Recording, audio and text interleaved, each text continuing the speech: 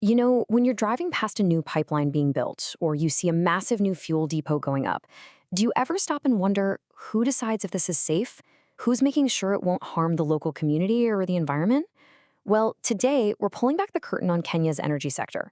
We're going to look at the critical process that governs these huge projects, and it all starts with understanding who the key players are. First things first, let's get the lay of the land. Kenya's petroleum sector, it isn't just a handful of companies. It's a whole complex ecosystem.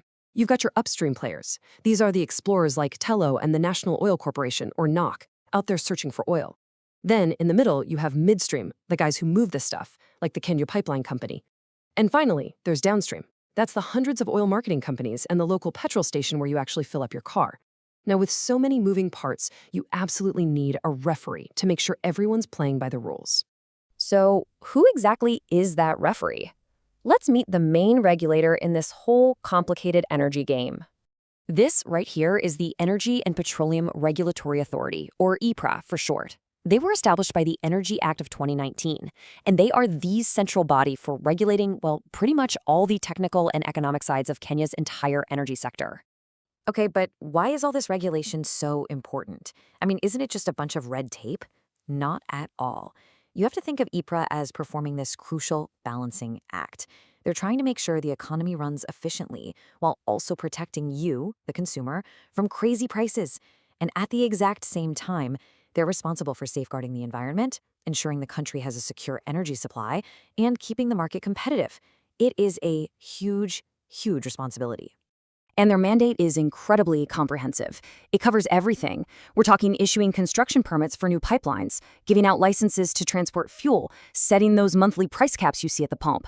They even investigate accidents. Seriously, from the deepest underground exploration sites all the way to your local gas station, EPRA oversees it all. All right, so now we know who the regulator is. Let's dig into one of their most powerful tools, the one they use to make sure all these energy projects are safe and sustainable for the long haul. So let's just ask the big question, right? If you want to build a massive new fuel depot, how do you actually prove it's safe? How can you guarantee it's not going to pollute the local water supply or become a hazard for the people living just down the road? The answer is this thing right here, the Environmental Impact Assessment, or EIA. The best way to think about it is like a mandatory, super in-depth environmental health checkup for a project. It's this whole systematic process that absolutely has to be completed before any major project gets the green light. It's not an afterthought. And the goal here isn't to stop development. It's all about finding a balance. The process is really best described as a tool that's specifically designed to help strike that delicate balance between economic growth on one side and environmental protection on the other. So, what does this health checkup actually involve? What are the experts really looking for when they do an EIA? Let's pop the hood and take a look inside the report. It's a really structured process with 5 main stages. First, you have to describe the project in minute detail. Then, you establish what the environment is like before you even start. Step 3, and this is crucial, you have to consult the public. Only then can you start identifying potential impacts and, finally, create a solid plan to manage all of them. Now, establishing that environmental baseline, that's a huge part of the process. And it's way more than just a quick glance. We're talking about a complete scientific snapshot of the area. Things like soil samples, water quality analysis, mapping the local topography. They document every single plant and animal species, including their conservation status. They even measure the existing noise and air quality. You have to know exactly what you're starting with before you can measure any impact. But an EIA isn't just about science and data. It is also very much about people. In fact, a totally non-negotiable part of the whole thing is providing adequate evidence of stakeholder consultation. What that means is developers can't just show up and start digging. Nope. They have to prove that they've met with the local community, that they've actually listened to their concerns, and that they've recorded their feedback. And these rules can get incredibly specific, even for something you see every day, like a petrol station.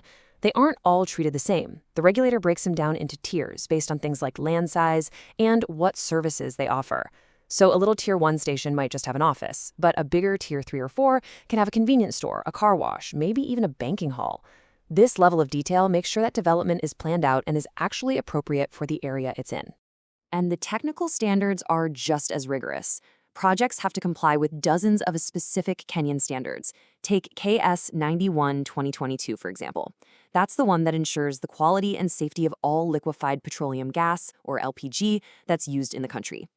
But it doesn't stop with national rules. Oh no. Projects also have to stick to globally recognized engineering codes, like the American Petroleum Institute's API 650 standard.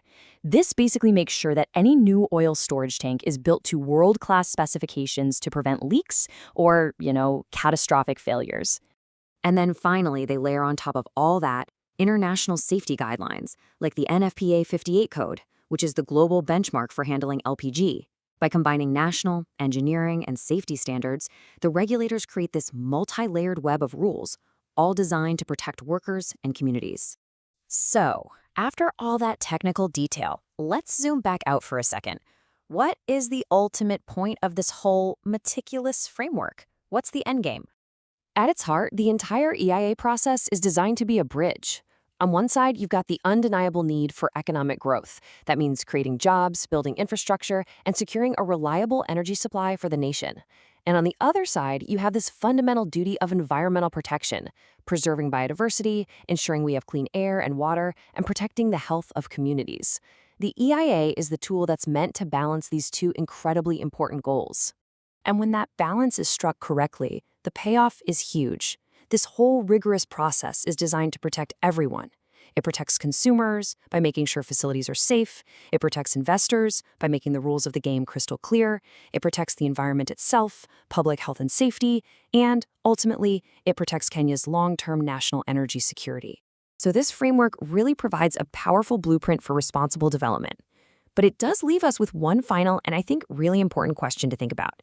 As our energy sources continue to shift and the world's needs change, how can we make sure that the very tools we rely on to protect our communities and our planet are evolving right alongside them?